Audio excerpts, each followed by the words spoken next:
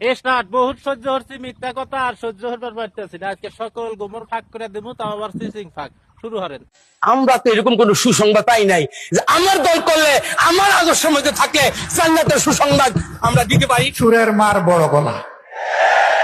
আমরা নাকি কোথায় জান্নাতের টিকিট বিক্রি করেছি? আচ্ছা, আপনারা কেউ কি জান্নাতের কোনো টিকিট বিক্রি করেছেন? আপনাদের কাছে কি কেউ কোনো জান্নাতের টিকিট বিক্রি করেছে? জান্নাতের টিকিট কারা বিক্রি করেছে? যারা ইলেকশন করতে গিয়ে বলেছে এই মার্কায় ভোট দিলে আপনারা জান্নাত পাবেন। আমরা ধানের শীষে ভোট দিলে আমরা জান্নাত পাবো, এটা আমরা বলতে পারি।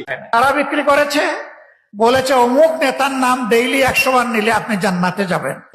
জিয়াউর রহমানের নাম নিলে প্রতিদিন ব্যস্ত নিশ্চিত, আমি বিশ্বাস করি। তারা আরেক ধাপ অগ্রসর হয়ে বলেছে আমাদের অমুক নেতার নাম নেওয়ার আগে উজু করা লাগবে।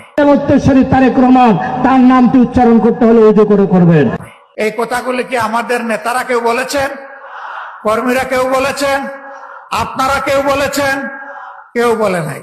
আসলে মূলত কথা হইলো গিয়া কি জানেন, এগরে যোগ্যতা হলো জামাতের বিরোধিতা করা। এগরে 5 মিনিট যদি বক্তব্য দিতে দেন 10 বার কব জামাতের বিরুদ্ধে কথা, তাছাড়া এরা বক্তব্য দিবার হারবো না। তার কারণ এই বিরোধিতা করতে করতে এরা এত দূর আগে গেছে।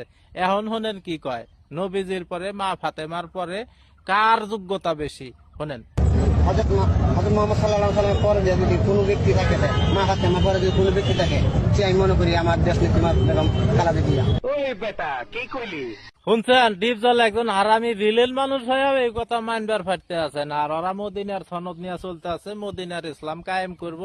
এরা কি এমন কথাটা কয় আলাইছে।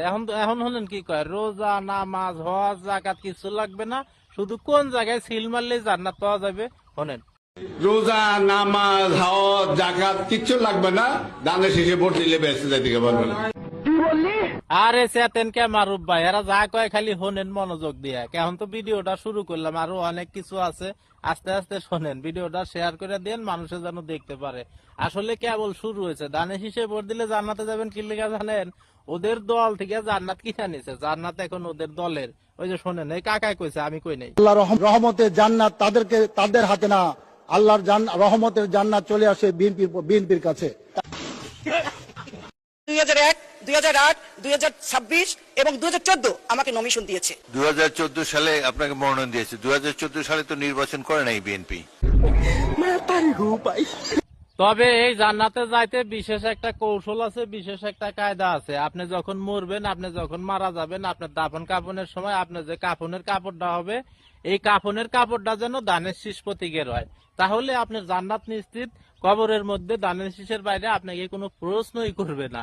এই যে এই কথা কি আমি কইছি? ওই যে কাকাই কইছি। আমাদের আজকে প্রতিজ্ঞা হওয়া উচিত, আমরা যারা আছি সকলের সর্বশেষ যেদিন কাফনের কাপড়টা হবে, সেদিনের কাফনের কাপড়টা যেন ধানের শীষ প্রতীক দিয়ে যেন মোড়ানো হয়।